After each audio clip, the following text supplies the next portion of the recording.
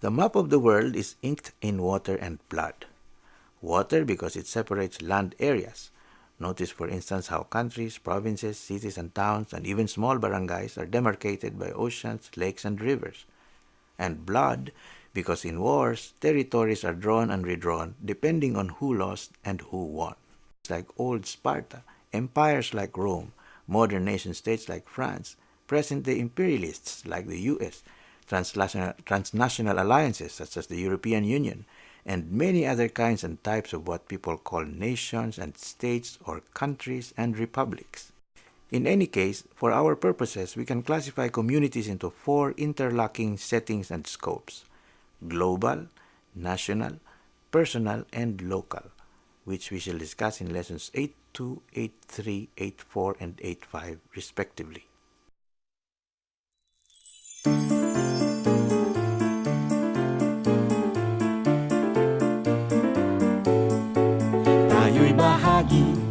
Tayo'y bahagi ng iba't ibang pamayanan.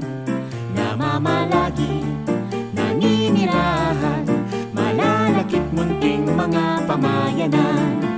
Magkaplaneta, magkababayan, magkakilala at magkakabarangay. Magkatadhana, magkaugnayan, sana'y magkakaibigang tunay. Tayo'y bahagi ng iba't ibang pamayanan. Namamalagi, naninirahan, malalakip munting mga pamayanan. Magkaplaneta, magkababayan, magkakilala at magkakabarangay. Magkatadhana, magkaugnayan, sana'y magkakaibigang tunay. Tayo'y bahagi ng iba't ibang pamayanan.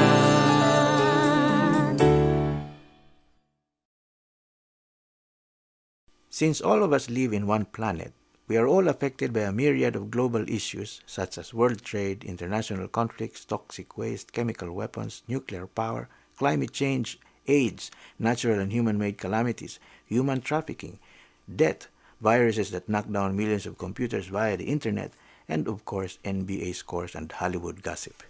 One quick survey of our global village and we realize that our common residence is again controlled by humans, males, the moneyed, the world's leading religions, and formidable armed groups.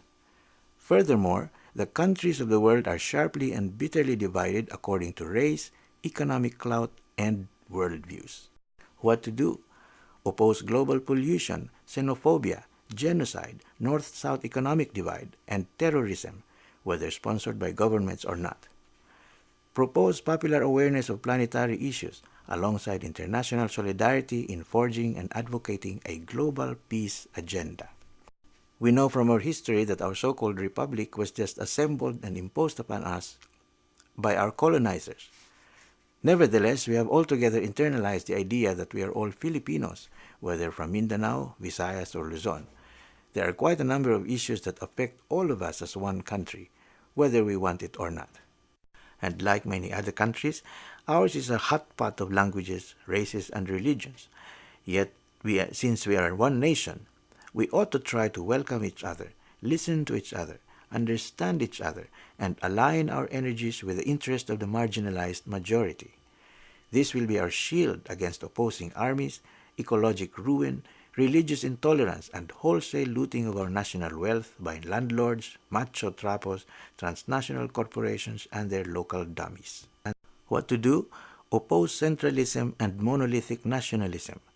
Be vigilant in tracking national issues like public debt, militarization, agreements that government enters into with international entities, and national policies and programs that encompass the whole archipelago. Constantly revisit and examine history, and relearn the lessons of our continuing struggle and elusive hope for self-rule and democracy. Reaffirm the integrity of our varied traditions, and accordingly redefine our national priorities.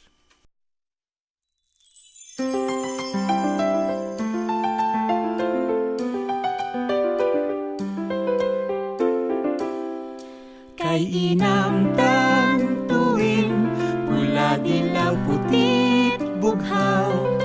May 3 bituin at 8 sinag ng araw.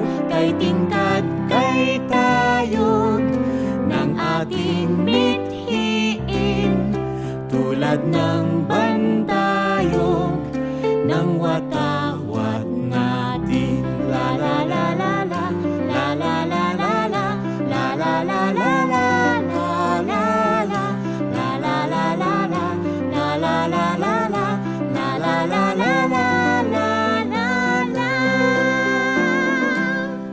Mapayapang bansa ang aking adhika, ang pamamahala, manungkulan ang diwa, mahalin ang bayan, ang pakaisipin tuwing masisilayan ang watawat natin. La la la la la, la la la la la, la la la la la, la la la, la la la la la, la la la la la, la la la la la, la la la.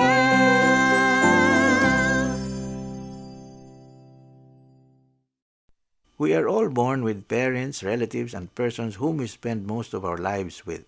And as expected, the males, the adults, and the breadwinners are the authorities in our personal communities. It is often said that peace begins at home. It is therefore quite a tragedy that violence against women and child abuse happen among kin and friends. What to do? Oppose domestic violence, slavery, and nepotism. Espouse a holistic view of family and the cultivation of peace habits like sapat living, non-aggressive conflict resolution, candor, optimism, and personal integrity.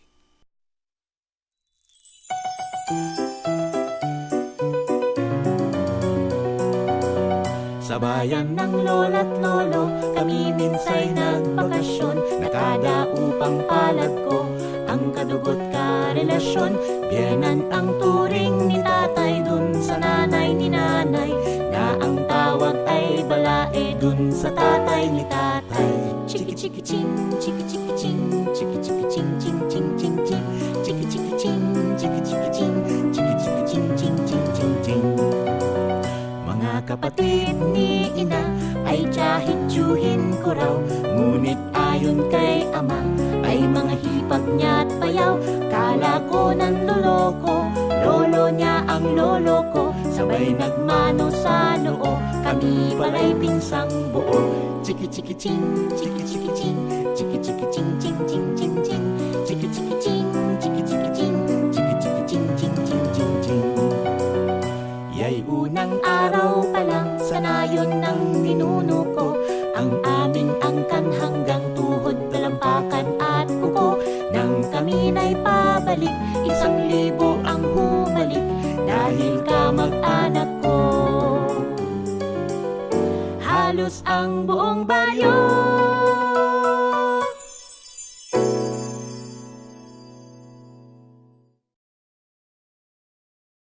It may be the barangay, a neighborhood association, or an indigenous tribe.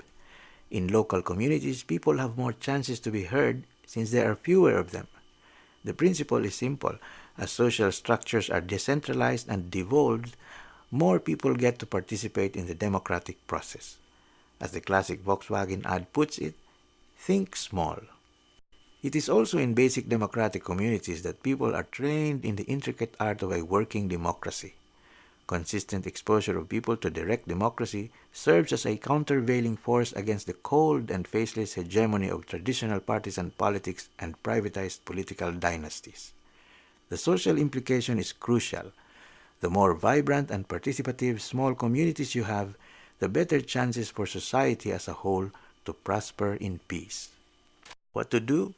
Oppose private armies and narrow parochialism. Propose bioregional planning, active engagement in barangay, municipal, city, and provincial governance, practice subsidiarity, and uphold the eminence of indigenous peoples over ancestral domains. As much as we like to say organizations should not be top-heavy, it cannot be denied that history is shaped by leaders, for good or ill. Now, of course, we can rant all we want, but the truth is, we get the leaders we deserve. We elected them in the first place. What to do? Get involved in the painstaking process of instituting transparency, accountability, and good governance in public institutions. Strengthen public administration and civil service schools and training centers. Help spot, support, and elect good qualified civil servant leaders. For all our folly, humanity accomplished two magnificent achievements in history: the establishment of democracy and the installation of human rights. The basic idea of democracy, which is rule by the governed, as opposed to rule of the monarch or oligarchs, is attributed to Plato, but proportional representation is well documented in much earlier societies, though not the term democracy itself. Democracy is indeed a testament to the depth and excellence of human imagination, a redeeming wellspring of inspiration to all of us who often find history a tragic tale of a mean species. Around the same time that democracy entered the scene, inklings on human rights started appearing in ancient literature. The Universal Declaration of Human Rights and its corollaries, children's rights, women's rights, animal rights, civil liberties, minority rights, and so forth, are sanctuaries of peace. Sadly, though, trampling of rights is daily staple in our part of the world. If in fact there is any genetic connection between these two revolutionary concepts, it should not surprise us. Democracy and rights could very well be twins, born of the human yearnings for civility and freedom, beyond mere survival of the fittest. What to do? Oppose undemocratic practices and violations of human and other rights. Recall leaders who are unmindful of people's views and sentiments, and institute a comprehensive rights education program in schools and especially among soldiers and the police.